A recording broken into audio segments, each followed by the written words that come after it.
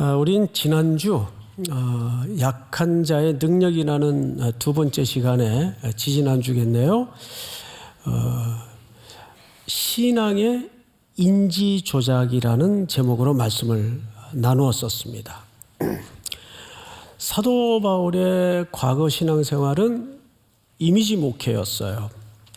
이미지 목회라는 것은 단순히 그림을 얘기하는 것이 아니고 보이는 삶 해서 모든 신앙이라든지 또 그가 하나님에 대한 열심을 드러낸 기초가 어떻게 사람들에게 잘 보일까? 그래서 규모, 열심, 크기 여기에 매몰되어 있었는데 성경에는 그 부분을 이렇게 소개를 했어요. 마태복음 23장 한번 자막으로 좀 보십시다.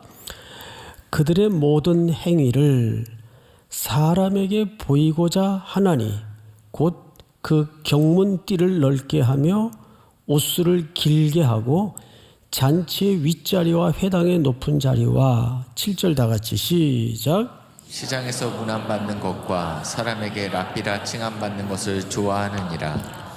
이것이 예수님에게 지적을 받았던 바리새인들과 서기관들의 전형적인 신앙의 태도였다면 여기 핵심 인물이 사도 바울이었습니다. 바울도 이렇게 살았고 사실 이런 신앙의 인지 조작적인 내용들이 오늘날에는 과연 없는가? 여전히 많습니다.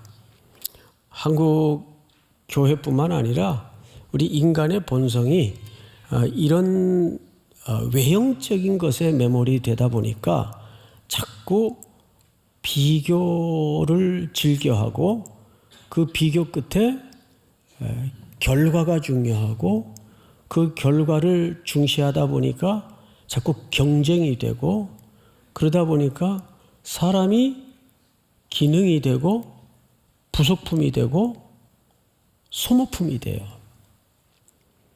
사람 자체에 관심을 잃어버려요. 이것이 과거 사도 바울의 신앙의 인지 조작적 행태였습니다. 그래서 오늘은 우리가 그 이후에 다메섹 사건을 중심으로 변화된 사도 바울은 어떻게 바뀌었는가? 그 전환이 얼마나 충격적이었을까에 대해서 말씀을 좀 나누도록 하겠습니다. 우리 오늘 본문 고린도후서 5장 16절을 자막에 좀 띄워놓고 이야기합시다. 자, 그러므로 우리가 이제부터는 어떤 사람도 육신을 따라 알지 하노라. 이 무슨 얘기일까요? 여기 중요한 표현이 육신을 따라 알지 아니하노라. 또 이 같은 표현이 등장을 합니다. 비록 우리가 그리스도도 육신을 따라 알았었어요. 과거에 사도 바울은. 그러니까 이 육신이라는 말은 인간적인 잣대로 모든 걸 해석하고 이해했더라 그 말이죠. 여기서 말하는 이 육신을 따라라는 말은 인간적인 잣대, 육신적 잣대, 육신적 기준 정도로 이해를 하면 맞을 것 같습니다. 우리 사람을 어떻게 평가합니까? 세상에서는 어느 학교 나왔냐? 어디에 사느냐? 사회에서 뭘 한대? 부모님은 누구셔? 여러분, 이건 그 사람에게 둘러싸여 있는 환경이고 그냥 조건에 불과합니다. 그 사람이 누구냐에 우리는 관심보다는 그 주변에 이런 조건들로 그 사람을 거꾸로 역평가를 하죠. 이것이 육신의 잣대입니다. 근데 심지어는 사도 바울이 예수님마저도 그러한 육신의 잣대로 평가를 하고 이해를 했어요. 자, 성경을 한번 좀 보십시다. 누가복음 15장을 한번 띄워주실까요? 모든 세리와 죄인들이 말씀을 들으러 예수님에게 이제 가까이 나왔어요. 2절 한번 같이 읽어봅시다. 시작. 바리새인과 서기관들이 수군거려 이르되 이 사람이 죄인을 영접하고 음식을 같이 먹는다 하더라. 이것은 그 유대 사회의 당시 사회적 통념으로 볼 때 이거는 있을 수가 없는 행태입니다. 이건 율법을 어기는 거예요. 바리새인들은 첫 시간에도 말씀을 드렸지만 신앙의 가장 근간을 이루는 신학적 기초가 부활입니다. 어서 속히 우리가 부활 신앙을 통해서 이 땅의 정치, 경제, 문화 모든 영역에 회복을 가져와야 돼요. 다시 사는 회복의 역사가 있어야 되는데 역대 구약의 맥락에서 볼 때 우리 민족이 열강들에 의해 휘둘리고 압제를 당하고 고통을 당할 때는 하나님의 말씀을 떠났기 때문이에요. 그래서 그들은 누구보다도 하나님의 말씀을 철저히 지키기를 원했어요. 그 부활의 소망 때문에, 그리고 민족의 회복에 대한 기대 때문에. 그래야만 하나님께서 우리 민족을 긍휼히 여기실 것이다. 그런데 어느 날 예수라는 인물이 나타나서 수많은 사람들을 거느리고 바람을 일으키고 돌아다니는데 오히려 하나님의 말씀을 계속 위반하고 율법을 깨는 행동만 하더라 그 말이죠. 그 얘기가 오늘 누가복음 15장 2절의 이야기예요. 바리새인과 서기관들이 수군거려 이르되 이 사람이 죄인을 영접하고 음식을 같이 먹는다 하더라. 이상하다. 저거 왜 저러지? 자, 여기에서 더 나아가 예수님과 그래서 곳곳마다 충돌을 일으켰습니다. 예수님은 이런 종교 지도자들을 그러면 어떻게 평가했나? 우리 누가복음 11장을 한번 볼까요? 화 있을진저 너희 바리새인들이여 너희가 회당의 높은 자리와 시장에서 문안받는 것을 기뻐하는도다. 화 있을진저 너희여 너희는 평토장한 무덤 같아서 그 위를 밟는 사람이 알지 못하느니라. 다음 절. 한 율법교사가 예수께 대답하여 이르되 선생님 이렇게 말씀하시니 우리까지 모욕하심이니이다. 그러니까 모욕감을 느꼈다 그 말이에요. 46절 다 같이 시작. 이르시되 화 있을진저 또 너희 율법교사여 제기 어려운 짐을 사람에게 지우고 너희는 한 손가락도 이 짐에 대지 않는도다. 그러니까 종교 지도자들과 예수님은 곳곳에서 충돌을 일으켰습니다. 자, 심지어는 그 분위기가 어디로 갔는가 하면 우리 마가복음 3장 6절을 보십시다.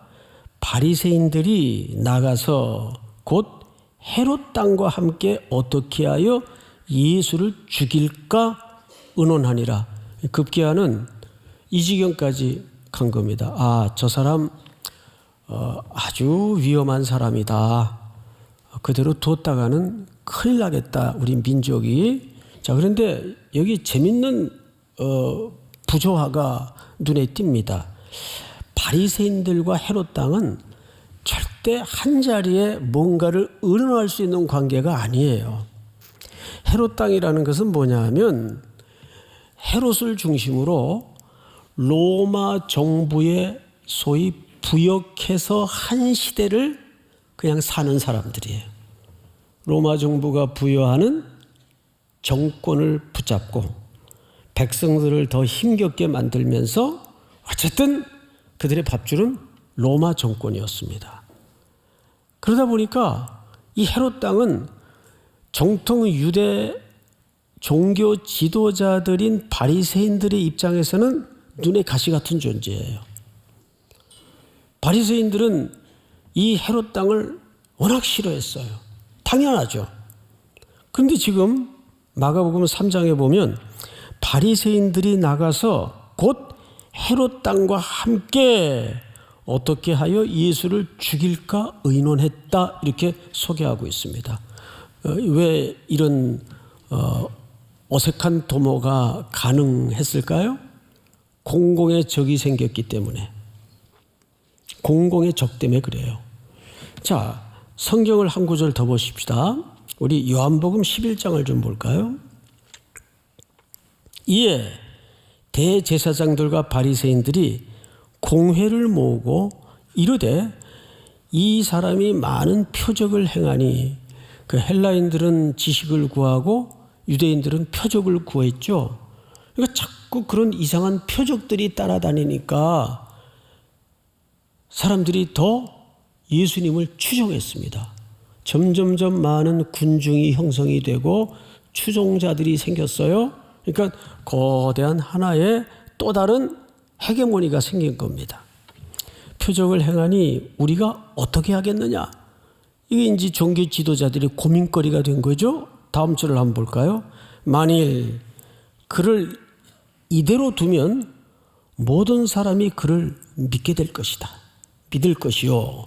그리고 로마인들이 와서 우리 땅과 민족을 빼앗아가리라. 자, 이건 또 무슨 말이에요? 여기에 우리는 두 가지 시선에서 이해를 가져야 됩니다. 하나는 종교적 시선, 하나는 정치적 시선이 복선이 여기에 깔려 있습니다. 설명을 좀 들으면 이게 그 얘기구나. 생각을 해보세요. 예수를 만약에 그대로 두면 로마인들이 와서 우리 땅과 민족을 빼앗아 간대요. 이게 전혀 관계가 없는 문제 같은데 왜 로마인들이 와서 빼앗아 간다고 걱정을 하고 앉았을까? 첫째, 종교적 이유입니다. 아까도 말씀을 드렸지만 구약의 역사를 누구보다도 잘 아는 바리새인들의 시각에서는 역대 구약의 역사를 보면 우리 민족이 열강들에 의해서 휘둘리고 고초를 겪을 때 공통점이 하나 있다. 우리가 하나님의 말씀을 떠날 때 하나님은 이 민족을 역사의 풀무 속에 집어던져서 버릇을 고치고 징계를 통해 우리를 사랑하셨기 때문에 그때 일어났던 대체적인 그 운동이 말씀으로 돌아가자는 운동이었어요. 그걸 누구보다도 지금 바리새인들이 잘 알고 있는데, 그래서 말씀하는데 지금 그 동시대에 예수라는 인물이 등장을 해서 오히려 그 말씀을 더욱 철저히 따르고 지키는 것이 아니라 계속 어기고 있단 말이에요. 안식일 어기고 죄인들하고 밥 먹고. 그러면 바리새인들의 입장에서는 어떻게 생각을 했겠어요? 야, 이러다가 점점 저 사람 따르는 무리들이 많이 형성이 되는데 이러다가 우리가 또다시 지금 주권을 빼앗긴 것도 견딜 수가 없는 모욕인데, 수치인데 더 한술 떠서 로마가 완전히 이 땅을 짓밟는 날이 올 수도 있다. 그런 걱정이 종교적 맥락에서 들어앉은 겁니다. 이게 종교적 시각이에요. 또 하나는 예수님을 추종하는 무리들이 점점점 넓게 많이 확보되다 보니까 로마 정부의 입장에서는 주시를 할까요, 안 할까요? 요즘 저 사람 중심으로 백성들이 왜 이렇게 몰려다니는 거야? 왜 저 사람을 추종하는 거야? 좀 이상하다며? 저거 또 하나의 독립운동 아니야? 당연히 그렇게 생각을 정치적으로 했겠죠.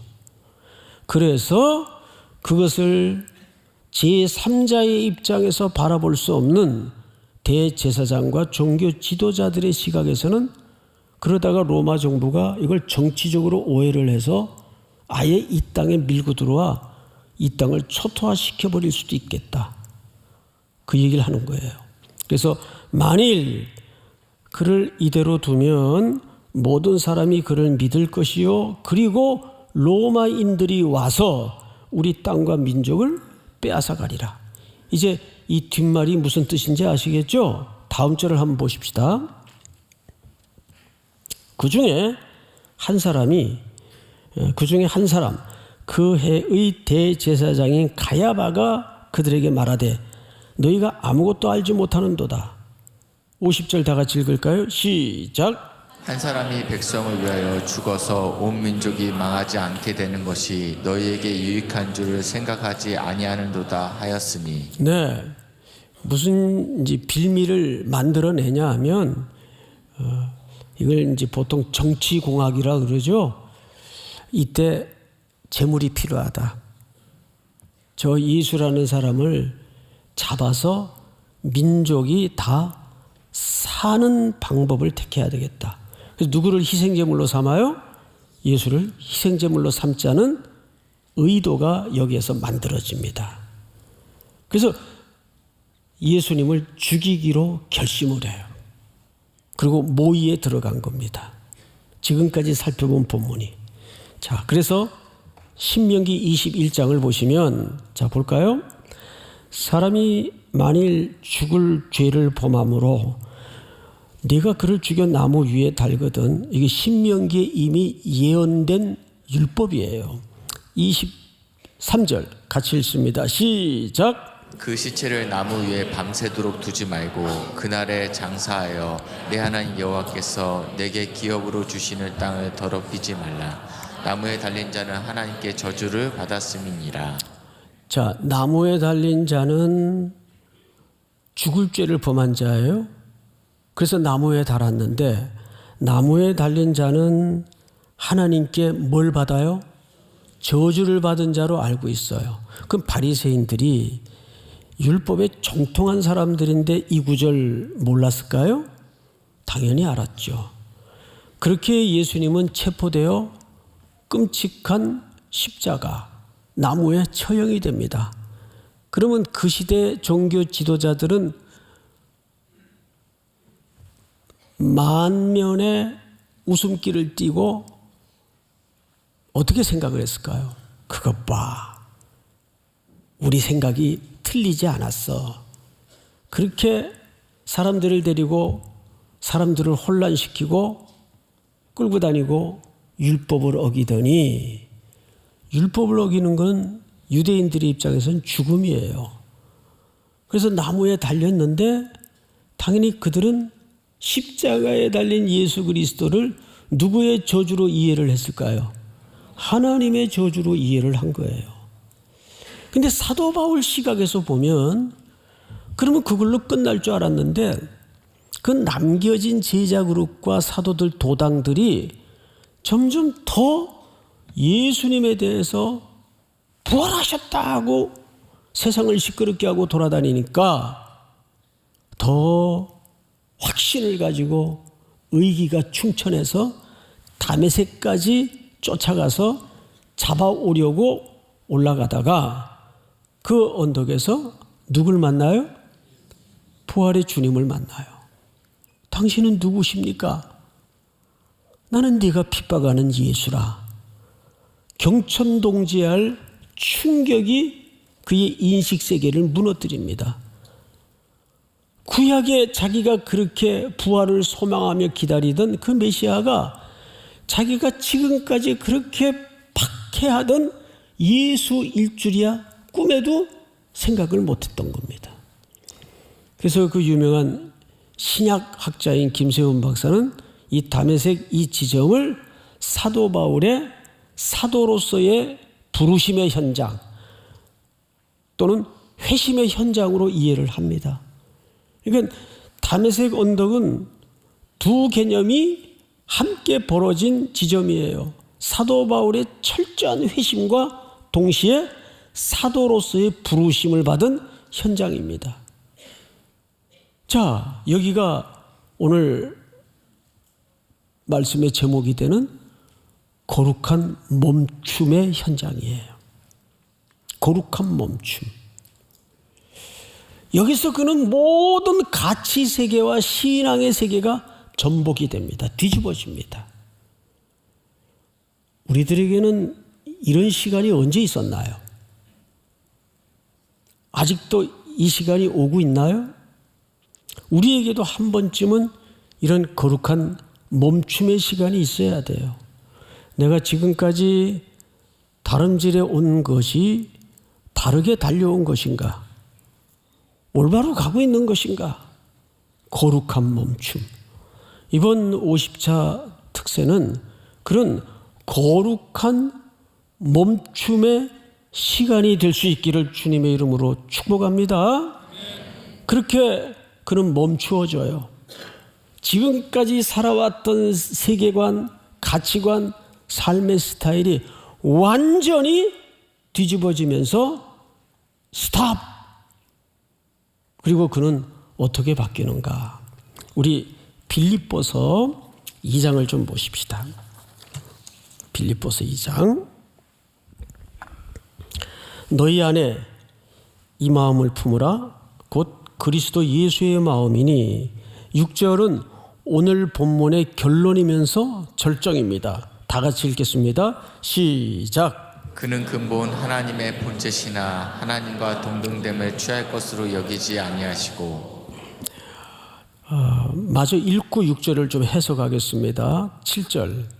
오히려 자기를 비워 종의 형체를 가지사 사람들과 같이 되셨고, 다 같이 시작. 사람의 모양으로 나타나사 자기를 낮추시고 죽기까지 복종하셨으니 곧 십자가에 죽으심이라. 네, 6절로 돌려주시기 바랍니다. 자, 6절을 잘 보세요. 그는 하나님의 본체시나 본체이시나라는 말은 본체이시지만은 이게 뭐 양보절이에요. 양보절. 이걸 문법적으로 우리가 보통 이런 표현을 양보절이라고 합니다. 뭐뭐였지만.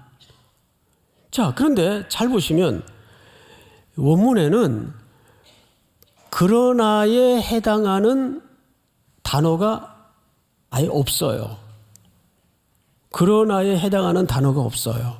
그러니까 이걸 우리말 개역개정 그대로 풀어서 해석을 하면 이런 소리란 말이에요. 그는 근본 하나님의 본체이시지만은 그 뜻이에요. 그러니까 여기에는 어떤 개념이 표현되어 있는 거죠? 그러나 그 뜻이에요. 그러나. 근데 원문에는 그러나라고 해석할 수 있는 단어 자체가 없어요. 자, 그러면 왜 개역개정은 이렇게 번역을 했을까? 그래서 최근에 이제 존 바클레이나 또 이 책을 쓰신 티모시 곰비스 같은 학자는 이거를 중립적으로 해석을 합니다. 자, 보세요. 그는 근본 하나님의 본체이십니다. 때문에 하나님과 동등됨을 취할 것으로 여기지 아니하시고, 이렇게 해석을 해요. 그러면 그러나라는 개념으로 해석을 하는 것과 때문에라는 인과적 의미로 해석을 하는 것 차이가 뭘까? 이거를 제가 간단한 실례를 들어서 한번 설명을 드릴 테니까 이 부분만 오늘 넘어가면 고비가 넘어가는 거예요. 그러니까 잘 들어보시기 바랍니다. 우선 이거를 그러나라고 해석을 하면 오늘 우리 번역처럼 그는 근본 하나님의 본체이시지만 그러나 하나님과 동등됨을 취할 것으로 여기지 않았다. 그러나라고 해석을 하면 이런 의미가 돼요. 내가 높고 지고한 자리에 신이지만 그대들이 불쌍해서 나와 같은 모양을 가진 그 본체라는 말은 하나님의 형상이라는 말이겠죠. 아들을 내가 보냈다라는 말이 돼요. 보냈다라는 말이 돼요. 그런데 이걸 인과적으로 해석을 해요. 어떻게 해석을 하냐면 그는 근본 하나님의 본체이십니다. 때문에 하나님과 동등됨을 취할 것으로 여기지 아니하시고 독생자를 이 땅에 보내셨습니다. 이 말은 이런 뜻이 됩니다. 내 아들이 지금 아주 죽을 지경에 놓여져 있어요. 죽을 지경에. 너무너무 공경에 빠져 있어요. 그러면 내가 신의 지고한 자리에 높은 신인데 그렇지만 내가 구해줄게. 이게 첫 번째 해석의 뉘앙스가 됩니다. 근데 두 번째 때문에 인과적 해석이라면 내가 하나님이요 동시에 아버지다. 내가 창조주지만 피조물과 함께 내가 그의 아버지다. 그러면 아버지는 그 아들을 위해서 아들이 지금 공경에 빠져 있는 상황을 놓고 아버지이기 때문에 내가 아들을 기꺼이 이 땅에 보냈다. 어느 것이 하나님이 우리의 아버지라는 감동으로 더 짙은 메시지를 담겠어요? 첫 번째 경우일까요? 두 번째 경우일까요? 그렇죠. 아직도 몇 분은 멀뚱하셔가지고 이게 무슨 소리인가 마지막으로 한 번만 더 설명을 드릴게요. 사실 뒤에 보면 이게 분사구이기 때문에 이지만이라는 해석도 전혀 근거가 없는 건 아니에요. 그 우리말 번역이 아주 틀린 번역은 아닙니다. 그러니까 여기에는 두 가지로 해석이 다 가능해요.